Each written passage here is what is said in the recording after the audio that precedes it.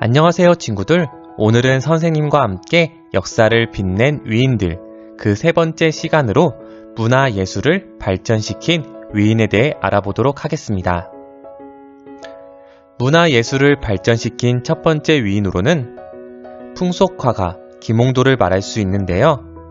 어린 시절 강세왕의 지도와 추천으로 도화서 화원이 되어 정조의 신임 속에 당대 최고의 화가로 자리 잡았는데요. 산수, 인물, 불화, 화조, 풍속 등 모든 장르에 능하였지만 특히 산수화와 풍속화에서 뛰어난 작품을 남겼다고 합니다. 우리 친구들도 김홍도의 작품은 본 적 있을 텐데요. 그럼 선생님과 김홍도의 작품을 감상해 볼까요? 이 작품은 단원 풍속 도첩 중 씨름이라는 작품인데요. 씨름꾼을 구경하는 관객들, 고조된 경기 분위기와는 아랑곳 없는 엿장수와 벗어놓은 신발장으로 허전한 공간을 메운 것은 여운의 조화와 화면의 안정감을 주기 위한 것으로 보이며 흥분과 조바심 속에서 서민의 해악이 밀려드는 역동감이나 생활풍적은 단원의 서민적 감흥을 깊이 단적으로 표현했다고 합니다. 김홍도의 작품, 씨름 말고도 다른 작품들이 많이 있는데요.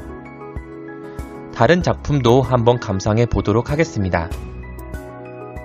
단원 풍속 도첩 중 서당, 단원 풍속 도첩 중 벼타장. 우리 친구들이 작품을 감상할 때 그냥 작품을 보는 것만으로 끝나는 것이 아니라 요즘 우리와 오늘날의 우리와 다른 점을 한번 발견하면 더 좋을 것 같습니다. 조선시대의 생활 모습을 담은 그림이기 때문에 요즘 시대와 다른 모습들이 많이 있는데요. 옛날에는 서당이 있었지만 지금은 학교가 있죠. 옛날에는 바닥에서 이렇게 앉아서 공부를 했지만 지금은 의자와 책상에서 공부를 하는 점 등 작품들의 다양한 다른 점들을 발견하면 좋을 것 같습니다. 벼타작도 요즘 같은 경우 손으로 하진 않고 트랙터를 이용해서 벼타작을 하는데요. 이런 것들을 우리 친구들이 오늘날과 조선시대와 달랐던 모습들을 발견하면 좋을 것 같습니다. 그럼 다른 작품들도 한번 감상해 볼까요? 김홍도의 작품, 단원 풍속 도첩 중 우물가라는 작품입니다. 요즘에는 우물이 없고 정수기를 많이 사용하죠. 아니면 물을 사 먹거나 끓여 먹는 경우가 많은데 이때에는 우물가에 가서 물을 길러와야 했다고 합니다. 요즘은 수도가 있어서 수도꼭지만 틀면 물이 나오지만 그때에는 그런 일이 없었겠죠. 그리고 두 번째는 단원 풍속 도첩 중 빨래터인데요. 옛날에는 이렇게 시냇물에 빨래를 했지만 지금은 빨래방도 있고 세탁기도 있어서 집에서 할 수 있는 그 모습, 다른 모습들을 감상하면 좋을 것 같습니다. 다음으로 문화예술을 발전시킨 두 번째 위인, 풍속화가 신윤복을 말할 수 있는데요. 김홍도, 김득신과 더불어 조선시대 3대 풍속화가로 지칭되고 양만층의 풍류와 남녀 간의 연애, 기녀와 기방의 세계를 도시적 감각과 해악으로 펼쳐 보였다고 합니다. 가늘고 유연한 선과 원색의 산뜻하고 또렷한 색채를 사용했고 현대적인 구도와 독특한 상황 설정으로 조선시대 풍속화의 영역을 보다 다채롭게 넓혀 주었다고 합니다. 그럼 풍속화가 신윤복의 작품을 한번 살펴보도록 할까요? 신윤복의 작품을 감상해 봅시다. 첫 번째 작품의 이름은 단오풍정이라는 작품입니다. 두 번째 작품은 월화정인이라는 작품입니다.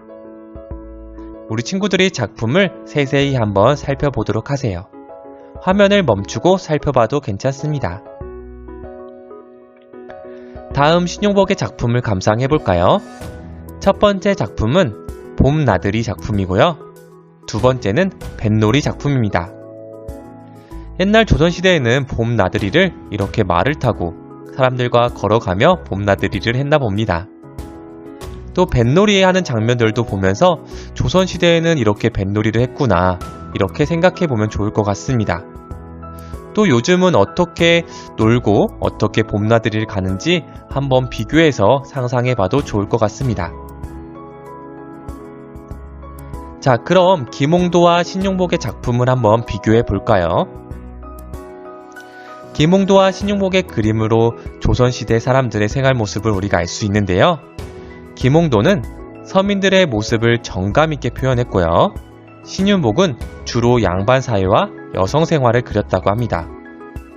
그림에서 보는 것과 같이 김홍도는 서민의 모습을 잘 표현했고 신윤복은 여성과 그리고 주로 양반 사회를 그렸다고 합니다. 두 사람은 화가로서 쌍벽을 이루며 조선시대 미술을 발전시켰다고 해요. 배운 내용을 생각하며 나도 김홍도, 나도 신용복이 되어봅시다. 조선시대의 그림을 오늘날의 모습으로 바꿔 그려보세요. 우리 친구들이 마음에 드는 그림 하나를 선택하고 그 그림을 오늘날의 모습으로 바꿔 그려보면 됩니다. 선생님도 김홍도의 씨름으로 한번 바꿔 그려보려고 하는데요. 이 그림에서 보면 엿장수가 보이는데 지금은 엿을 잘 팔지 않기 때문에 붕어빵이나 떡꼬치, 다코야키를 파는 사람으로 바꿔보려고 합니다. 그리고 씨름하는 장면도 바꿔보려고 하는데요. 달라진 씨름 복장, 요즘 스타일의 모자, 그리고 스마트폰으로 촬영하는 모습 등으로 바꾸고 부채 대신 미니 선풍기를 사용하는 모습으로 바꿔보려고 합니다. 우리 친구들로 바꿔서 한번 그려보세요. 문화예술을 발전시킨 위인, 그 세 번째 위인으로는 신사임당을 말할 수 있는데요. 율곡이의 어머니로 유명하며 조선시대의 대표적인 여성 화가로 신사임당은 풀벌레, 포도, 화조, 어죽, 매와 난초 등을 많이 그렸는데 마치 살아있는 것 같이 섬세한 표현력을 뽐냈다고 합니다. 그림을 본 닭이 와서 살아있는 곤충인 줄 알고 쪼아서 종이가 뚫어질 뻔했다는 이야기도 전해집니다. 그럼 신사임당의 작품을 한번 살펴보도록 할까요? 신사임당의 작품을 한번 감상해 봅시다. 화면을 멈추고 우리 친구들이 초충도를 한번 감상해 보세요.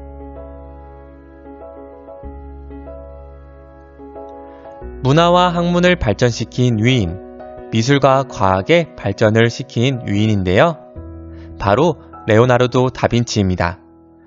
레오나르도 다빈치는 이탈리아를 대표하는 훌륭한 미술가이자 과학자인데요.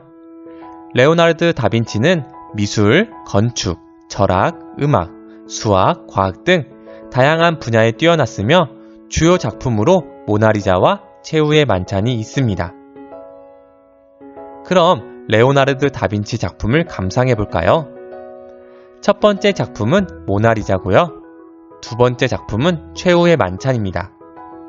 한번 화면을 멈추고 자세히 관찰해 봅시다. 오늘 선생님과 함께 이렇게 문화를 발전시킨 위인들에 대해 알아봤는데요. 다음 시간에도 재미있는 역사 시간으로 만나도록 할게요. 자, 그럼 안녕.